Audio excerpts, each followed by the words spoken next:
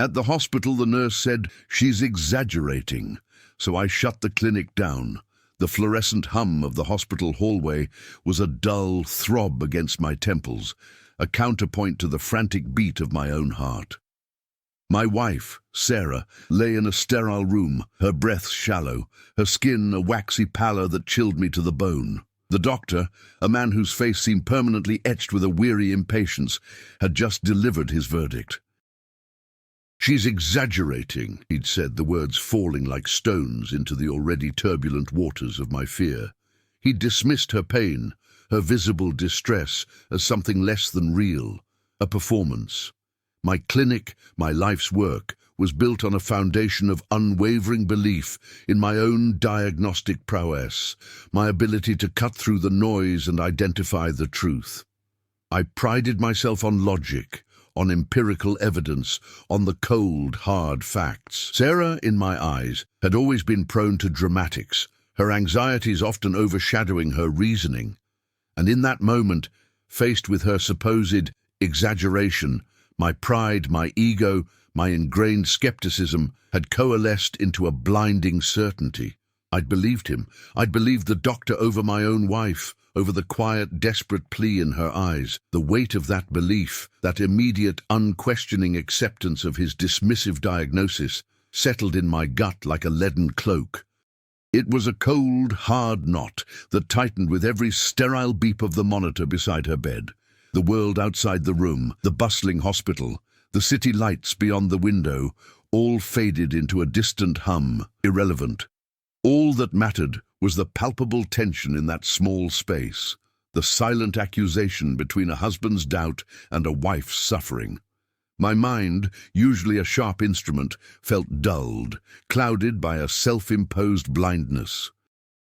I saw only what I wanted to see, a healthy woman, perhaps a little dramatic, needing a firm hand, not a sympathetic ear.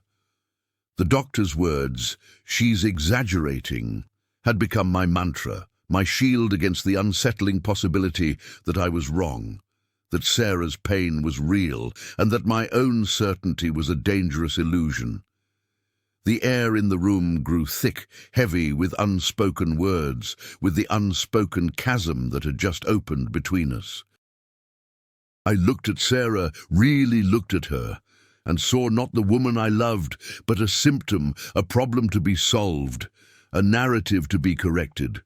It was a moment of profound, terrifying clarity, the clarity of a man utterly convinced of his own rightness, even as the ground beneath him began to crumble. The sterile scent of antiseptic, usually a comforting sign of cleanliness and healing, now felt suffocating, a stark reminder of the emotional barrenness that was beginning to take root within me. The quiet rustle of Sarah's gown, the faint sigh that escaped her lips, were sounds I should have heard as cries for help, but instead they registered as mere background noise, easily dismissed. My internal monologue, a constant stream of clinical assessments and logical deductions, had become a deafening roar, drowning out the subtler, more human frequencies of her distress. I was a physician, trained to heal, yet in that critical instant, my training had warped into a tool of denial, my intellect a weapon against empathy. The doctor's casual dismissal had been a key, unlocking a vault of deeply ingrained biases I hadn't even known existed. My own ego, a powerful, insidious force, had readily accepted the validation of his professional opinion, conveniently overlooking the human being who was suffering right before me. The immediate aftermath of that pronouncement was not a surge of concern, but a cold, calculated decision. My mind, already primed for dismissal, seized upon the doctor's words as justification. If she was exaggerating, then the problem wasn't medical, it was something else, something I, in my infinite wisdom, could address, perhaps even rectify. The thought, though unspoken, was a venomous whisper in the back of my mind. It was the genesis of a reckless conviction, a certainty that would soon set me on a path of destruction, all born from a single, devastating moment of blindness. The sterile environment of the hospital room, meant to be a sanctuary of healing, had become a stage for my own intellectual arrogance, a place where a wife's quiet suffering was reduced to a mere inconvenience, a diagnosis to be debunked. The decision, once formed, was swift and brutal. I walked out of Sarah's room, the hospital's sterile air doing little to cleanse the bitter taste of my conviction. My clinic, a beacon of modern medicine, a place where I'd built a reputation on precision and unwavering judgment, felt like the natural next step. The problem, as I saw it, wasn't Sarah's health, but her perceived tendency to overdramatize, a flaw I felt compelled to address, not with coddling, but with decisive action. I found myself pacing the polished floors of my own practice, the familiar scent of disinfectant now tinged with a righteous fury. Sarah's exaggeration had become a personal affront, a challenge to my authority, my understanding of the human body and its frailties. The doctor's dismissive tone echoed in my mind, a validation of my own long-held unspoken beliefs about her. It was easier, so much easier, to believe she was seeking attention, to attribute her discomfort to a psychological failing, than to confront the terrifying possibility that I had been wrong, that her pain was real, and I had failed her. The clinic was quiet, the usual hum of activity absent. It was late, the city lights outside painting streaks of neon across the darkened windows. I felt a surge of adrenaline, a dangerous clarity that often accompanies a misguided conviction. My hands, usually steady and precise, trembled slightly as I reached for the emergency shutdown sequence. The alarms, designed to alert and protect, now sounded like a death knell for my own professional hubris. I bypassed the protocols, the safeguards, the years of ethical training, all in a single impulsive act. The system responded with a series of sharp, insistent beeps, a mechanical protest against my reckless command. Lights flickered, then died, plunging the clinic into an unnatural darkness. The hum of essential equipment ceased, replaced by an unsettling silence. It was a dramatic, almost theatrical gesture, born from a place of deep-seated insecurity and a desperate need to prove myself right. I saw it as a necessary amputation, a decisive move to excise a perceived weakness, both in Sarah and, by extension, in my own life. The consequences of my actions were immediate and far-reaching. The shutdown wasn't just a symbolic act. It had real-world implications. Patients who relied on the clinic's specialized care were left stranded, their treatments interrupted, their anxieties amplified. Colleagues were bewildered, then angry, their professional lives disrupted by my impulsive decision. The news spread like wildfire, whispers of my erratic behavior turning into outright condemnation. I became a pariah in the medical community, my reputation, once sterling, now tarnished beyond repair. The very foundation of my professional identity crumbled, leaving me exposed and adrift. Each angry phone call, each disappointed face, each hushed gossip session was a blow, chipping away at the edifice of my self-importance. The silence that followed the shutdown was deafening, filled only by the echo of my own folly. I had sought to silence Sarah's perceived exaggeration, but instead I had silenced the very heart of my practice, the trust and care it was meant to provide. The darkness that enveloped the clinic was a physical manifestation of the moral darkness that had descended upon me. I had acted out of pride, out of a desperate need to be right, and in doing so, I had unleashed a cascade of unintended consequences, each one a stark reminder of my profound failure. The weight of my decision pressed down on me, a suffocating burden.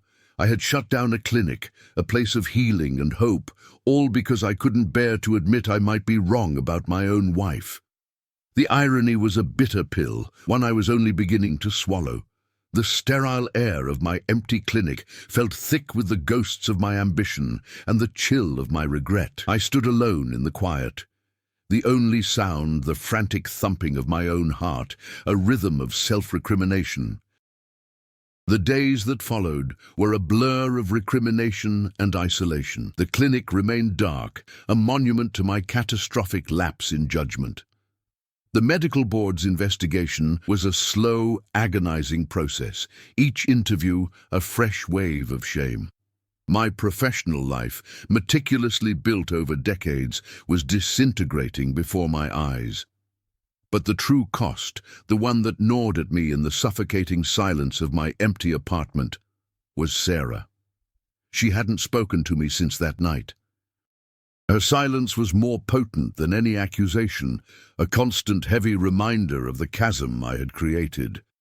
I saw her occasionally, a fleeting glimpse of her silhouette in a passing car, a distant figure walking down a street, always alone, always seemingly distant. The doctor's words, "She's exaggerating," had become a phantom limb, an ache that refused to subside. I'd clung to them, used them as a shield, but now, in the desolate aftermath, they offered no comfort, only a hollow echo of my own arrogance. My carefully constructed world, built on logic and control, had imploded, leaving me with nothing but the wreckage of my pride. One evening, driven by a desperation I couldn't articulate, I found myself outside a small, unassuming community garden on the edge of town. It was a place Sarah had always spoken of, with a quiet fondness, a sanctuary she'd found solace in before. Before everything. The air was cool and carried the faint scent of damp earth and blooming jasmine. Hesitantly, I pushed open the creaking gate.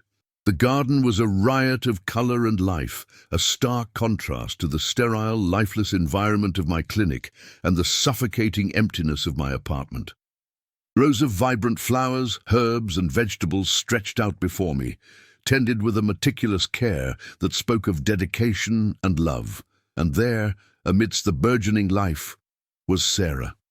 She was kneeling by a patch of sunflowers, her face turned towards the setting sun, her movements gentle as she pruned away dead leaves. The harsh lines of worry that had etched themselves onto her face in the hospital seemed to have softened, replaced by a quiet serenity. She looked peaceful. I stood frozen at the edge of the garden, a trespasser in her newfound tranquility. My instinct was to retreat, to disappear, to avoid the confrontation I knew was inevitable, but something held me in place. It was the sight of her hands no longer trembling with anxiety, but moving with a steady, purposeful grace. It was the way she interacted with the plants, a quiet dialogue of touch and care, a stark contrast to the way I had dismissed her own needs. I watched her for a long time, the setting sun casting a warm golden light on her face, painting her in hues of peace and resilience. The cacophony of my internal turmoil began to quiet, replaced by the gentle rustling of leaves and the distant chirping of crickets. It was in that quiet observation, in the unadorned reality of her tending to life, that a crack began to form in the thick armor of my pride. I saw not an exaggerator, but a nurturer. I saw not a patient, but a gardener. And in that moment, the doctor's words, "She's exaggerating," began to sound absurd, hollow, and utterly false. The weight on my chest began to lift, replaced by a different kind of pressure, the pressure of a truth I could no longer deny. I took a hesitant step forward, the crunch of gravel under my shoe the only sound in the deepening twilight. Sarah looked up. Her eyes, a clear, calm blue, met mine. There was no anger, no accusation, just a quiet acknowledgement. She didn't speak, and neither did I. The space between us was filled with the scent of damp earth and the rustling of leaves. She turned back to her sunflowers, her pruning shears making a soft, rhythmic snip. I watched her for a moment, then, without a word, I moved to the adjacent row of tomato plants, their leaves heavy with ripening fruit. My hands, the hands that had once wielded the power to shut down a clinic, now felt clumsy and uncertain as I reached for a wilting leaf. I pulled it away, a small, insignificant gesture. Sarah glanced over, a faint, almost imperceptible nod. We worked in silence, side by side, the only sounds the gentle snips of shears, the soft brushing of leaves, the quiet hum of the garden coming alive as night fell. The air grew cooler, carrying the sweet fragrance of jasmine. I felt a tremor in my hand as I reached for a stray vine, a familiar tremor of anxiety, but this time it was different. It was not the tremor of arrogance, but of a profound, quiet humility. Sarah paused in her work, her gaze resting on my hand for a beat longer than necessary. Then she reached out, her fingers brushing lightly against mine as she gently guided the vine onto its support. It was a small touch, a fleeting contact, but it resonated through me like a struck bell. Her skin was warm, alive. In that simple, wordless gesture, a universe of understanding passed between us. It was an acknowledgement, not of fault, but of shared humanity, of a shared space in the quiet, growing world. The weight I had carried for so long began to dissipate, dissolving into the cool night air. The clinic, the investigation, the condemnation, it all faded into the background, insignificant against the profound simplicity of this moment. We continued working, our movements synchronized, a silent testament to a bond that had been tested and, in its own quiet way, was beginning to mend. The setting sun had given way to a sky dusted with stars, and the only light came from the soft glow of the garden's solar lamps, casting long, dancing shadows. The scent of jasmine intensified, a sweet, intoxicating perfume that seemed to wrap around us. A gentle embrace. The stars emerged, sharp and brilliant against the velvet sky. Sarah finally straightened, brushing dirt from her knees. She looked at me, her expression unreadable in the dim light, but her eyes held a quiet depth. She didn't offer forgiveness, nor did she demand an explanation. Instead, she turned and walked towards a small wooden bench nestled beneath a sprawling oak tree. I followed, the path crunching softly underfoot. We sat in silence, the vastness of the night sky stretching above us. The air was cool and still, carrying the faint scent of night-blooming flowers. Sarah reached out, not to me, but to a single dewy sunflower head that drooped slightly, its face turned away from the stars. With a gentle, almost reverent touch, she cupped its face, turning it towards the faint starlight. It was a small act, a quiet mending of what was broken, a silent turning towards the light. Her whisper, soft as the falling dew, finally broke the silence. Not a word of reproach, but a simple, profound observation that hung in the air, a promise of a new dawn. "Even in the dark," she murmured, her voice barely audible, "they still find their way to the light." Why do? The profound quietude of that garden bench, under the vast, star-dusted expanse, offered no immediate absolution, but a potent stillness. It was a stillness that demanded a different kind of reckoning, one that moved beyond the sterile pronouncements of medical authority and the sharp sting of professional ruin. My focus, previously so rigidly fixed on the external validation of my diagnostic skills, began to shift inward, not towards introspection, but towards the raw, unvarnished landscape of Sarah's lived experience. This wasn't about admitting a mistake in a clinical sense. It was about grappling with the sheer, unquantifiable weight of her unspoken pain, a pain I had systematically invalidated. Building on this new perspective, I started to consider the subtle ways in which my ingrained skepticism had manifested, not just in that one critical moment, but in the fabric of our everyday interactions. It wasn't just about Sarah's perceived exaggerations. It was about my consistent, almost reflexive tendency to discount anything that didn't fit neatly into my logical framework. Consider how this applies when you've spent years honing a particular skill, becoming exceptionally adept at a specific form of problem solving. Eventually, that method becomes your default. your only lens. You begin to see problems only through that lens, dismissing approaches that fall outside its perceived parameters. This is precisely what had happened to me. My medical training, my pride in my intellectual acuity, had calcified into a rigid posture of dismissal, a posture that rendered me incapable of seeing the multifaceted reality of human suffering. The garden, with its organic, interconnected life, served as a stark yet gentle counterpoint to my own intellectual aridness. Furthermore, the very nature of Sarah's quiet resilience in the garden presented a compelling contrast to my own frantic, self-destructive reaction to my perceived failures. While I had reacted with an explosive, albeit misguided act of destruction, shutting down my clinic, Sarah had responded to her own suffering and my subsequent actions with a slow, deliberate cultivation of life. Her tending to the sunflowers, her gentle turning of their faces towards the faint starlight wasn't merely symbolic. It was an active, tangible process of nurturing and growth. This wasn't about passive acceptance. It was about an active, persistent engagement with the world, finding beauty and purpose even in the face of adversity. Building on this, however, I recognized that her actions were not a passive endorsement of my past behavior, but a powerful, silent testament to her own inner fortitude. She wasn't waiting for me to fix things. She was actively creating her own space of healing, her own ecosystem of peace. This realization forced a deeper consideration of the different forms strength can take. My definition of strength had been rooted in decisive action, in intellectual conquest, in the ability to impose order. Sarah's strength, as demonstrated in the garden, was one of endurance, of patient cultivation, of finding solace and purpose in the slow, steady rhythm of growth. It was a strength that didn't demand applause or recognition, but simply was, a quiet, unwavering force that sustained life.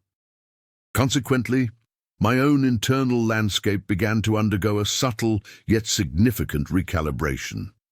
The initial shock of my professional downfall had been compounded by the sting of Sarah's silent withdrawal.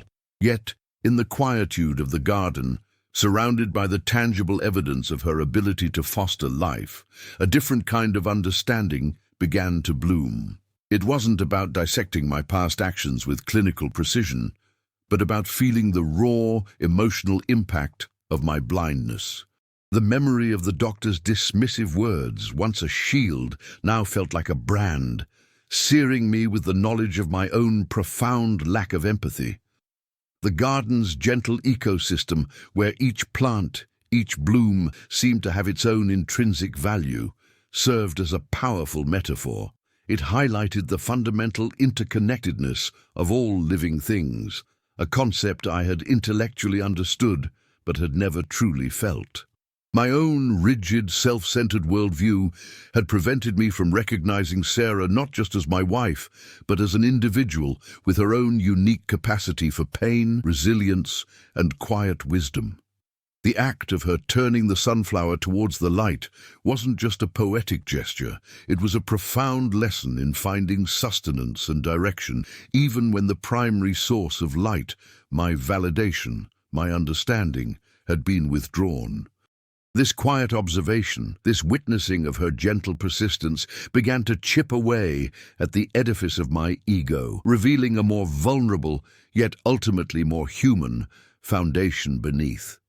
The profound quietude of that garden bench under the vast, star-dusted expanse offered no immediate absolution, but a potent stillness.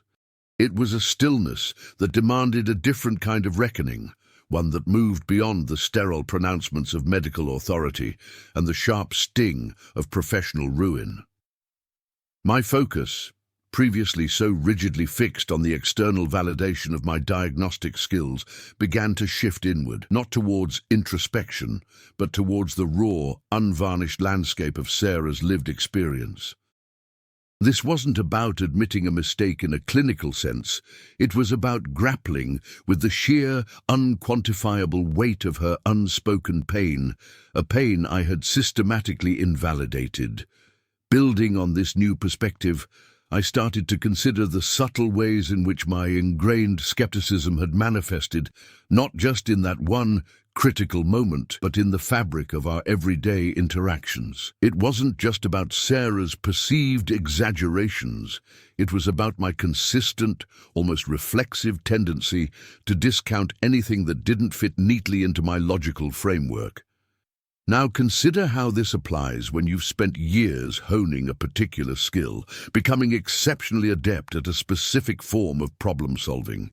Eventually, that method becomes your default, your only lens. You begin to see problems only through that lens, dismissing approaches that fall outside its perceived parameters. This is precisely what had happened to me. My medical training, my pride in my intellectual acuity, had calcified into a rigid posture of dismissal, a posture that rendered me incapable of seeing the multifaceted reality of human suffering. The garden, with its organic, interconnected life, served as a stark yet gentle counterpoint to my own intellectual aridness. Furthermore, the very nature of Sarah's quiet resilience in the garden presented a compelling contrast to my own frantic, self-destructive reaction to my perceived failures. While I had reacted with an explosive, albeit misguided, act of destruction, shutting down my clinic, Sarah had responded to her own suffering and my subsequent actions with a slow, deliberate cultivation of life. Her tending to the sunflowers, her gentle turning of their faces towards the faint starlight, wasn't merely symbolic, it was an active, tangible process of nurturing and growth. This wasn't about passive acceptance, it was about an active, persistent engagement with the world, finding beauty and purpose even in the face of adversity.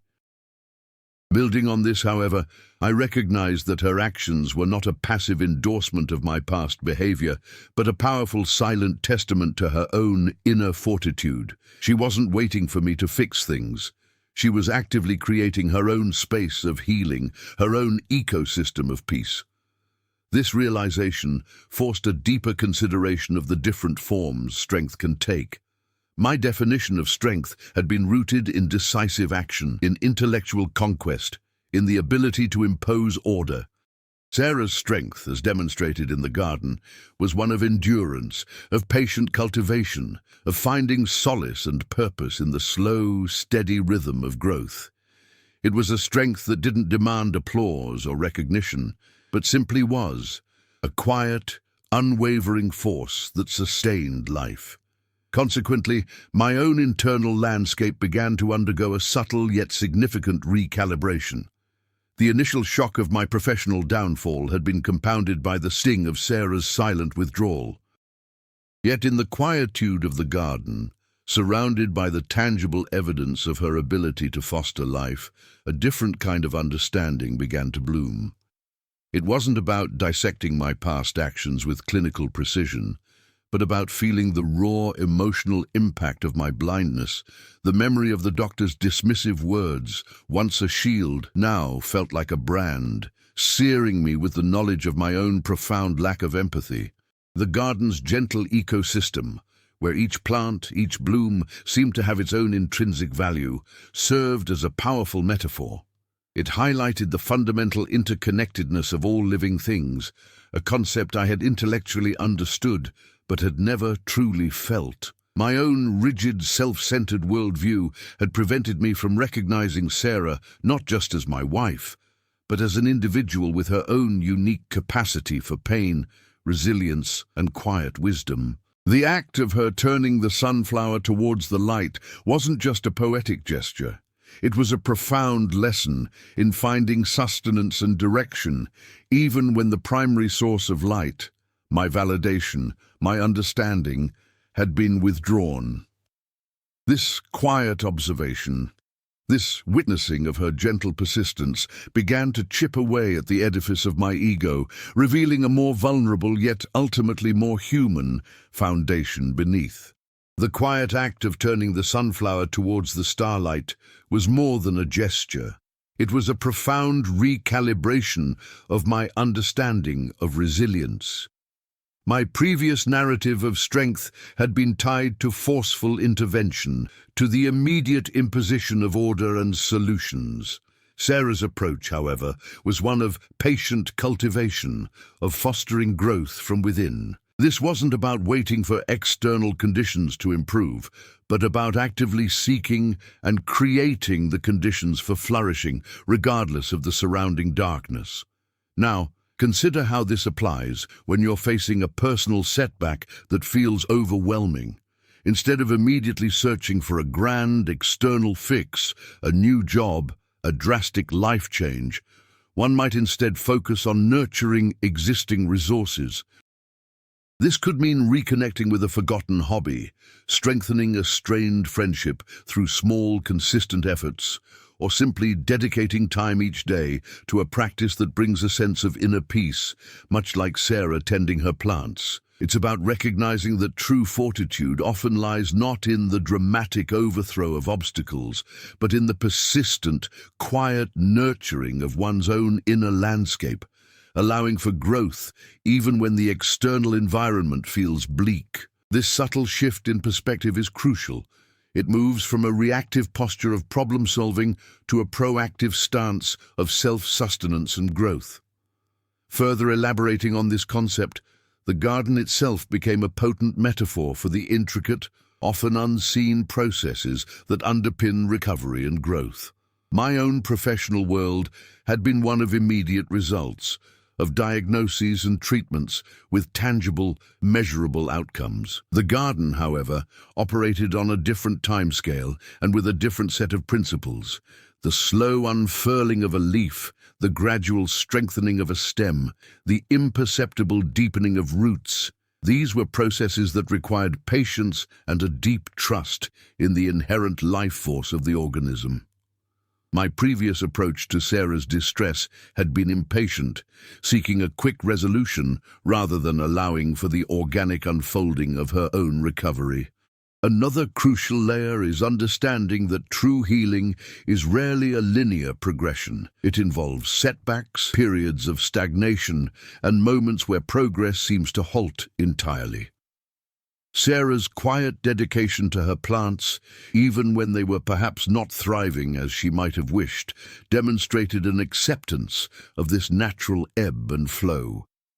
She didn't abandon them when a frost threatened or when a pest infestation appeared. She adapted, she protected, she continued to nurture. This mirrored a deeper truth about human emotional recovery. The desire for immediate, complete recovery can often be counterproductive, creating additional pressure and disappointment. Instead, embracing the cyclical nature of healing, much like the seasons in a garden, allows for a more compassionate and sustainable path forward. This involves acknowledging that moments of difficulty are not failures, but integral parts of a larger, ongoing process of growth and adaptation.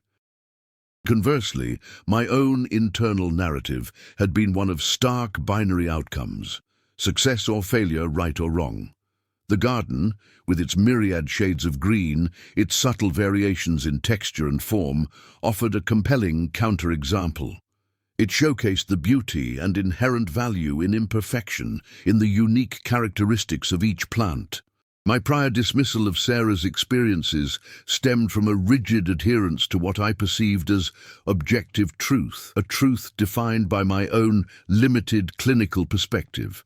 The garden, however, presented a different kind of truth, one rooted in the organic, the evolving, the inherently complex.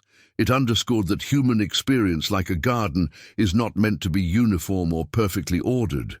It is a tapestry of diverse elements, each contributing to the overall richness and vitality of the whole. My focus had been on diagnosing and eradicating perceived flaws, much like a gardener might spray for pests. The garden, however, taught me about the art of cultivation, of fostering strength and beauty by providing the right conditions for growth, rather than by attempting to eliminate perceived imperfections. This shift from an interventionist mindset to a nurturing one was not merely a change in approach. It was a fundamental reorientation of my understanding of healing, of resilience, and of the very nature of human connection itself.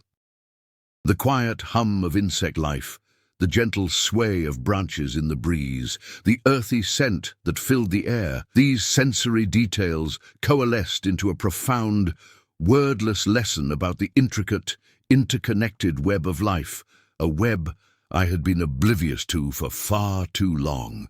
The silence between us on the bench wasn't empty. It was a canvas upon which the quiet drama of the night was unfolding.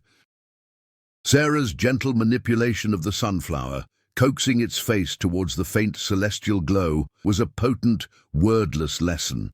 It wasn't about forcing a direction, but about understanding the inherent inclination of the plant itself, its innate drive towards light, however distant. Now consider how this applies when you're navigating a personal crisis, where the immediate circumstances feel utterly devoid of hope. The instinct is often to exert immense pressure, to demand a swift and decisive shift, to force a resolution that aligns with your preconceived notions of what better should look like. However, Sarah's action suggested a profound alternative, the power of gentle guidance, of working with the inherent tendencies of a situation rather than against it. It was about recognizing that true progress often comes not from aggressive intervention, but from a subtle understanding of underlying forces, from patiently aligning oneself with emergent possibilities, much like the sunflower's slow, persistent turn. This subtle redirection, this act of attunement, spoke volumes about a different kind of strength, one that was less about control and more about cultivation.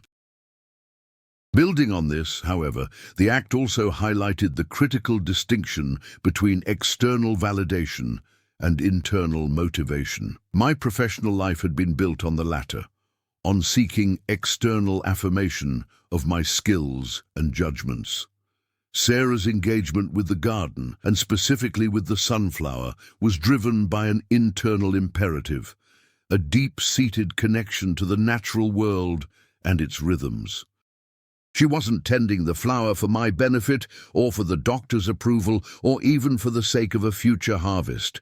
She was tending it because it was alive, because it possessed its own inherent potential, and because her own sense of purpose was found in that act of nurturing. This concept can be applied when you find yourself questioning your own path or feeling a lack of direction. Instead of constantly looking outward for signs of approval or validation, the focus shifts inward. It becomes about identifying those activities, those connections, those quiet pursuits that resonate with your own intrinsic values and motivations. It's about recognizing that true fulfillment often stems from engaging with what genuinely ignites your own inner spark, regardless of external recognition.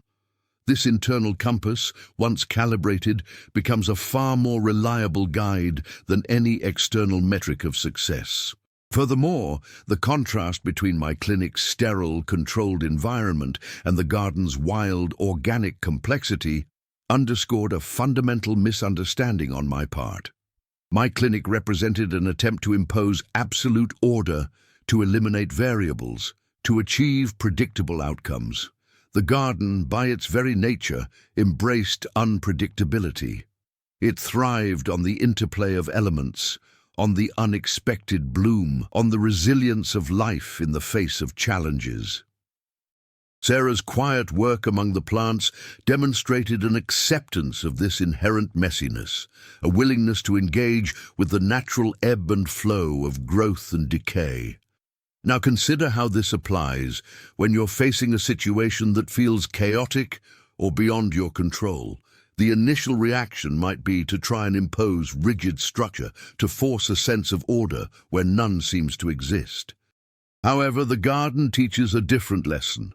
The power of embracing the inherent complexity, of finding harmony within the apparent disarray. It's about understanding that true growth often occurs not in perfectly controlled environments, but in spaces that allow for variation, for adaptation, and for the beautiful, often surprising emergence of life. This acceptance of imperfection, this willingness to work with, rather than against, the natural currents of a situation, is a profound source of strength and adaptability. Conversely, the simple act of Sarah turning the sunflower towards the starlight also served as a powerful illustration of finding one's bearing even in the absence of overt illumination. My own internal world had been predicated on the certainty of clear, bright light, the light of empirical evidence, of logical deduction, of professional certainty. When that light was extinguished, metaphorically speaking, by the fallout from my actions, I was left adrift, disoriented. Sarah, however, demonstrated that even a faint, distant glow, the starlight, could provide sufficient direction. This is applicable when you feel lost or uncertain about your next steps. It's not always about waiting for a blinding revelation or a definitive answer. Often, it's about recognizing and attuning yourself to the subtler cues, the fainter glimmers of possibility that exist even in the darkest of times. It's about trusting that even a small, persistent inclination towards what feels right, towards what offers even a sliver of hope, can ultimately guide you forward. This gentle orientation, this quiet pursuit of the faintest light, is a profound act of self-trust and resilience, a testament to the enduring power of inner guidance. The subsequent days offered no immediate reprieve, no sudden collapse of the edifice I had so carelessly constructed. Instead, the consequences unfolded with a relentless, almost methodical precision. The initial shock of my clinic's shutdown had been swiftly followed by a cascade of professional repercussions. Licensing boards initiated formal inquiries, former patients, once trusting, now voiced their grievances, and the hushed whispers among colleagues solidified into outright condemnation. Each summons, each sternly worded letter, was a fresh iteration of my failure, a public ledger of my arrogance. My carefully curated identity as a pillar of the medical community lay in ruins, leaving me exposed and adrift in a sea of professional ostracization. The sterile silence of my apartment became an echoing chamber for my own disgrace, a constant reminder of the chasm I had created, not just between myself and Sarah, but between the man I believed myself to be and the man I had demonstrably become. The physical space of my former practice, once a testament to my success, now stood as a stark monument to my hubris, its darkened windows reflecting a distorted image of my own downfall. This period wasn't marked by a singular dramatic realization, but by a slow, grinding erosion of my self-deception, a gradual unveiling of the fragile ego that had driven my actions. It was during this protracted period of professional and personal exile that the true weight of Sarah's quiet strength began to impress itself upon me. While my world imploded under the scrutiny of external judgment, she had retreated not into despair, but into the deliberate, life-affirming act of tending to her garden. Her resilience wasn't a loud, defiant roar, but a sustained, quiet hum, a testament to an inner fortitude that had always existed, unnoticed by my self-absorbed gaze. The garden, in its unpretentious unfolding, became a subtle yet powerful counterpoint to my own frantic, self-destructive spiral. While I had sought to obliterate a perceived problem with a single, decisive act of destruction, Sarah had engaged in a process of persistent cultivation, of nurturing life even amidst the metaphorical frost of my disbelief and the barren soil of our fractured relationship. This wasn't about passive endurance. It was about an active, ongoing commitment to growth, a quiet refusal to be defined solely by the adverse circumstances. This persistent engagement with life, even in its smallest manifestations, offered a profound alternative to my own reactive and ultimately destructive approach. Furthermore, the subtle nuances of Sarah's interaction with her plants began to reveal a deeper understanding of healing than I, with all my clinical training, had ever possessed. My approach had been predicated on identification and eradication, diagnosing an ailment and applying a swift, decisive treatment. Sarah's method, however, was one of observation, adaptation, and gentle encouragement. She didn't uproot the wilting plants or summarily discard the struggling seedlings. Instead, she provided support, adjusted their environment, and trusted in their inherent capacity to recover, to find their own way towards the light. This nuanced approach highlighted a critical failing in my own worldview, my tendency to view human struggles through a purely clinical lens, seeking to fix rather than to foster. It suggested that true healing often involves acknowledging the inherent complexities of an individual's experience, providing a supportive environment and trusting in their own internal resources for recovery, rather than imposing an external solution. This insight began to chip away at the foundation of my professional arrogance, revealing the limitations of a purely interventionist mindset when dealing with the intricate tapestry of human emotion and well-being.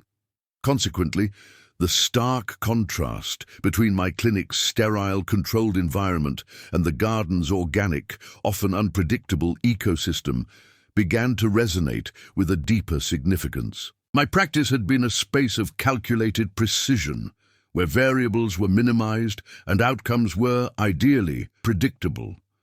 The garden, conversely, thrived on interconnectedness, on the interplay of diverse elements, and on the inherent resilience of life in the face of constant change. Sarah's quiet dedication within this vibrant yet untamed space underscored the limitations of my own rigidly ordered worldview. It suggested that true growth and understanding often emerge not from the eradication of complexity, but from an embrace of it, from learning to navigate the intricate web of relationships and influences that shape our lives. This realization marked a pivotal moment, prompting a re-evaluation of my own rigid adherence to a singular definition of success, a definition that had, in retrospect, blinded me to the richness and resilience of life lived in its natural, unscripted unfolding. Reflecting on this journey so far, the echoes of past certainties have begun to recede, replaced by a subtler resonance. The stark clarity of absolute judgment has given way to a more nuanced understanding, akin to observing a landscape not under the harsh glare of midday sun, but in the gentle, revealing light of dusk. The sharp edges of my former convictions have softened, not through any grand pronouncement, but through a quiet recalibration of perspective, a gradual reorientation towards a different kind of truth. It's as if the very air I once breathed, thick with the scent of my own perceived infallibility, has begun to clear, allowing for the perception of finer distinctions, of deeper currents that were previously obscured. This shift isn't a sudden revelation, but a cumulative dawning, much like the slow unfurling of petals, each movement imperceptible on its own, yet collectively transforming the entire bloom. The true practice, the authentic work, begins now.